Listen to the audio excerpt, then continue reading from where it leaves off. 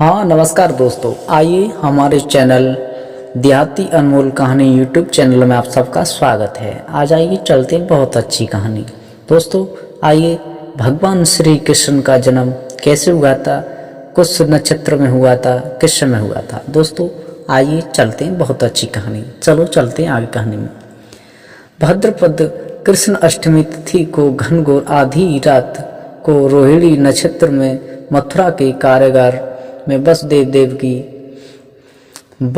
की पत्नी देवकी के गर्भ से भगवान श्री कृष्ण ने जन्म लिया था। दोस्तों यह तिथि उसी शुभ घड़ी की यह दिलाती है और सारे देश में बड़ी धूमधाम से मनाई जाती है। दोस्तों द्वापर युग में भोजवंशी राजा उग्रसेन मथुरा में राज्य करता था। उसे अदिति पुत्र कंस ने उसे गद्दी से उतार दिया था और स्वयं मथुरा का राजा बन गया। कंस की एक बहन देवकी थी। उसका विवाह वसुदेव नाम यदुवंशी सरदार के साथ हुआ था।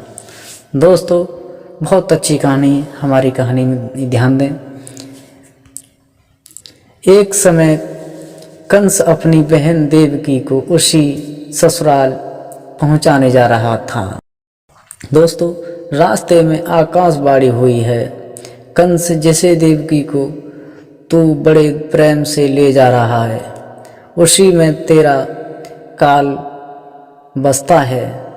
इसकी गर्भ से उत्पन्न 8वां बालक होगा, तुझे मार देगा।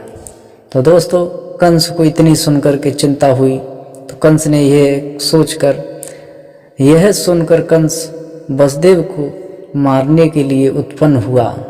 तब देवकी ने उसे विनयपूर्वक कहा, मेरे गर्भ से जो संतान होगी उसे मैं तुम्हारे सामने ला दूंगी। तो बहनोई को मारने से क्या लाभ होगा। दोस्तों कंस ने देवकी की बात मान ली और मथुरा वापस चला आया। तो उसने वसुदेव और देवकी को कारागृह में डाल दिया।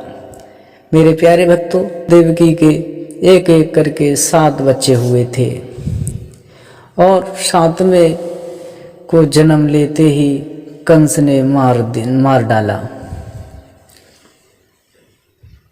अब 8वां बच्चा होने वाला था।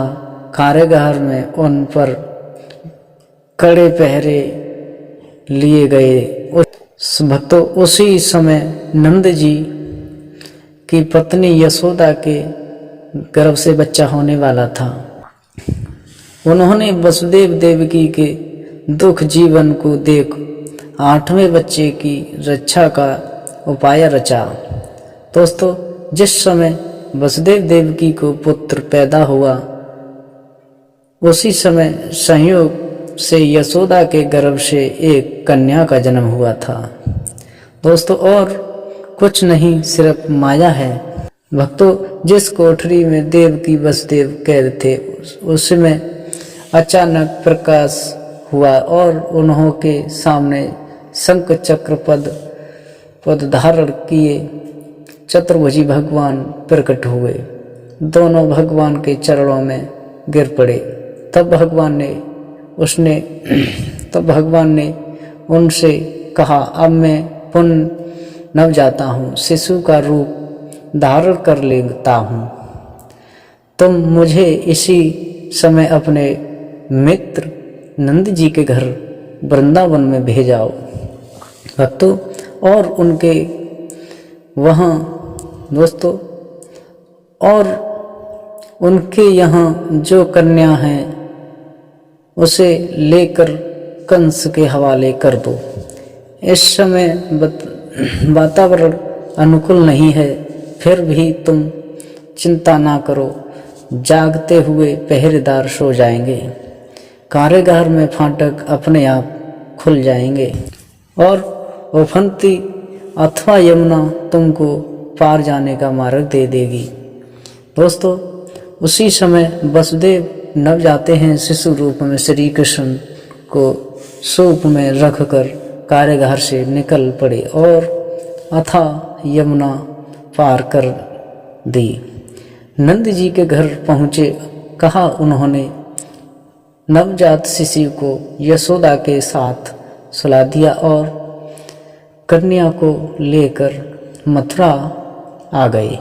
कारागार के फाटक पूर्ववत बंद हो गए। अब कंस को सूचना मिली कि वसुदेव देवकी को बच्चा पैदा हुआ है। उसने बंदी गृह में जाकर देवकी के हाथ से नवजात कन्या को छीनकर पृथ्वी पर पटकना चाहा। तुरंत कर वह कन्या आकाश में उड़ गई और वहाँ से कहा, हे मूर्ख, मुझे मारने से क्या लाभ होगा? तुझे मारने वाला तो वृंदावन में पहुँचा है। वह जल्दी से तुझे पापों का दंड देगा। तुझे मारने वाला तो वृंदावन में पैदा हो गया है। यह कृष्ण जन्म की गाथा है। दोस्तों, इस कहानी में अगर कोई हमसे भूल बनी हो तो माफ़ करें। और जैसे ही आपके सामने नई नई हम कहानी लाते रहते हैं, और आगे के लिए हमारे चैनल को सब लोग सब्सक्राइब, लाइक, शेयर अवश्य करें, जैसे कि आपके सामने नई नई वीडियो आ सके। दोस्तों, फिर मिलेंगे अगली कहानी में। राधे राधे, राधे कृष्णा।